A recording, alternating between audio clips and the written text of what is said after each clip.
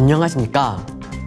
오늘은 우리나라 곳곳에서 벌어지고 있는 교육활동 침해 뉴스를 모아서 전해드리겠습니다. 학생과 교사들의 정당한 교육활동을 방해하는 교육활동 침해 행위가 있었습니다. 먼저 A중학교에서 선생님께 욕을 하고 책을 던진 일이 벌어졌는데요. 어떤 사건인지 알아보겠습니다. 지난달 A중학교에서 선생님이 수업을 한창 진행할 때였습니다. 박모군이 옆 친구와 얘기를 하면서 수업의 흐름을 방해했는데요. 수업과 관계없는 얘기는 쉬는 시간에 하고 집중하자. 얘들아, 잡담 그만하고 수업에 집중하자. 왜요? 수업에 방해가 되잖아. 아이 짜증나. 너 엎드리지 말고 똑바로 앉아. 아이씨 재수없어. 뭐라고? 맨날 나만 가지고 그래요? 네가 수업 시간에 떠들면 다른 친구들 수업하는데 방해가 돼.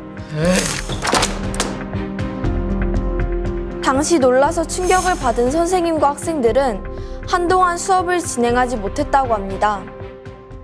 다음 주가 시험인데 수업을 방해하는 친구들 때문에 선생님이 그런 애들 지도하시느냐 진도를 제대로 못 나가서 걱정이에요. 선생님도 그런 애들 때문에 많이 속상하시고 힘드실 것 같아요. 많이 놀랐어요. 선생님도 충격받으셨을 것 같아요. 학생이 갑자기 돌발 행동을 하면 당황스럽고 자존심도 좀 상해요. 학교에서 그런 일이 있은 후에는 가슴이 두근거리고 밤에 잠도 잘 못 자요. 다행히 박구는 자신 행동을 반성하고 선생님과 친구들에게 진심으로 사과했습니다. 전날에 게임을 해서 잠을 못 잤어요. 아침에 엄마한테 야단 맞고 기분이 안 좋았는데 선생님에게 수업 시간에 떠든다고 지적받으니까 저도 모르게 욱했던 것 같아요. 선생님께 정말 죄송해요. 박군에 대한 조치는 학교교권보호위원회 심의를 거쳐 결정될 예정인데요. 박군이 잘못을 반성하고 선생님께도 진심 어린 사과를 했다는 점이 반영될 것으로 보입니다. 앞으로 더 이상 같은 반 학생들의 수업을 방해하고 선생님께 욕을 하고 물건을 던지는 일이 반복돼서는 안 될 것입니다. 한편 선생님에 대한 허위 사실을 퍼뜨린 사건도 있었는데요. 어떤 사건인지 현장에 나가 있는 이 기자를 불러보겠습니다. 이 기자. 네, 저는 지금 한 초등학교 앞에 나와 있습니다. 구체적으로 어떤 사건이 일어난 거죠? 선생님에게 지적을 받고 훈계를 들은 후 선생님에 대한 허위 사실을 유포한 사건인데요. 거짓 소문을 퍼뜨렸단 말이죠. 그렇습니다. 사건을 재구성해 보았습니다. 이 학교 6학년 교실에서 수업을 받던 최모 양은 수업 시간에 선생님 몰래 휴대전화로 동영상을 보고 있었습니다. 이 사실을 확인한 선생님은 최모 양의 휴대전화를 교탁에 올려놓고 수업 후 가져가도록 했는데요. 하지만 화가 난 최 양은 휴대전화를 달라고 소리를 지르며 소란을 피웠습니다. 사건은 여기서 그치지 않았는데요. 선생님에게 불만을 품은 최 양은 선생님에 대한 가짜 소문을 만들어 많은 사람들이 찾는 인터넷 사이트에 게재했습니다. 우리 학교 선생님이 같은 학교에 있는 자기 조카를 편애하고 교내 과학탐구대에 금상을 줘서 교육청의 징계를 받았다고 합니다. 여러분 놀랍지 않으신가요? 선생님은 최 양에게 쓴 글이 거짓임을 알리고 사과할 것을 요구했는데요. 하지만 최 양은 끝까지 반성과 사과를 하지 않고 있습니다. 자신이 가르치는 학생이 거짓 소문을 인터넷에 올렸다면 선생님은 굉장히 괴로우실 것 같습니다. 김 선생님은 어떠신가요? 그렇습니다. 인터넷은 확산 속도가 빠르고 확산 범위도 클 뿐 아니라 해당 사이트에서 삭제한다고 해도 어딘가에 남아있을 가능성이 있어 피해가 큰데요. 김 선생님은 그 사건에 대한 심리적 충격으로 인해 며칠째 학교에 출근을 하지 못한 채 심리상담 등의 치료를 받고 계신다고 합니다. 그럼 이 기자, 앞으로 최악은 어떻게 되나요? 최양은 학교 교권보호위원회에 회부될 예정인데요.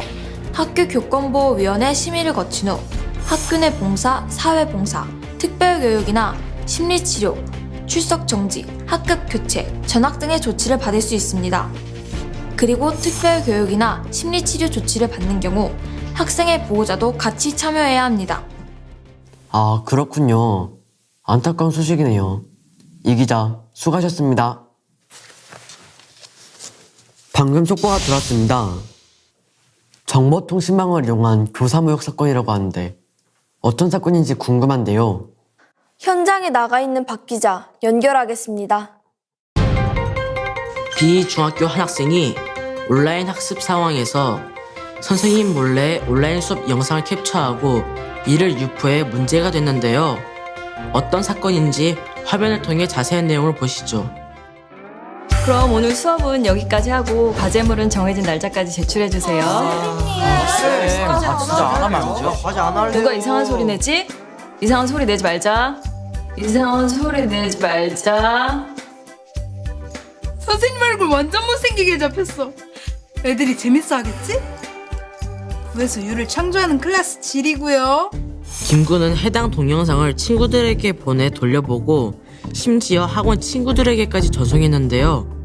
인터넷, 스마트폰 등을 이용해 동의 없이 선생님의 사진이나 영상을 올리거나 다른 사람에 대한 허위 사실을 유포하면 학교 교권보호위원회를 거쳐서 학교 차원의 징계를 받을 수 있을 뿐만 아니라 형사상의 처벌도 받을 수 있습니다. 문제가 커지자 영상을 캡처하고 유포한 김구는 해당 영상을 지우고 선생님에게 사과했습니다. 요즘 학교 현장에서는 이런 정보통신망을 이용한 교육활동 침해가 심심치 않게 벌어지고 있는데요. 따라서 처벌 수준도 점점 강화되는 추세입니다. 그냥 장난으로 하는 행동이 친구들과 선생님에게 씻을 수 없는 상처가 될 수 있습니다.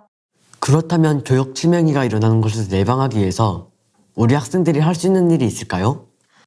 교육활동 침해 행위가 일어나는 이유는 다양하지만 순간적으로 화를 참지 못하고 욱해서 일어나는 경우가 많습니다.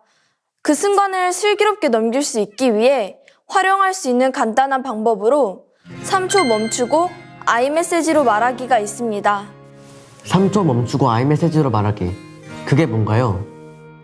화가 나는 상황에서 우선 잠깐 멈추고 숨을 크게 들어 마시고 내쉬는 겁니다. 잠깐 멈추고 숨을 크게 들어 마시고 내쉬는 것 자체로 마음이 많이 차분해집니다. 숨을 크게 들어 마시고 내쉬면서 잠시 주변 친구들이나 선생님의 상황을 살펴보고 아이메시지로 말하는 겁니다. 선생님이 뭐뭐뭐 해서 제 마음이 뭐뭐뭐 해요 라고 표현하는 거죠. 예를 들어 선생님께서 제 말은 안 들으시고 다른 친구 얘기만 믿어서 제가 억울해요 라고 말하는 겁니다. 아, 우리 친구들이 화가 난 순간에 3초 멈추고 그런 식으로 자신의 생각이나 느낌을 표현한다면 교육활동 침해 행위가 많이 줄어들 수 있겠네요. 네, 그렇습니다. 학교는 선생님과 학생들이 같이 배우고 생활하는 공동체입니다. 서로 존중하고 배려할 때 선생님도 행복하고 학생들도 행복한 학교가 될 수 있다는 것을 기억해야겠습니다. 오늘 뉴스는 여기서 마치겠습니다.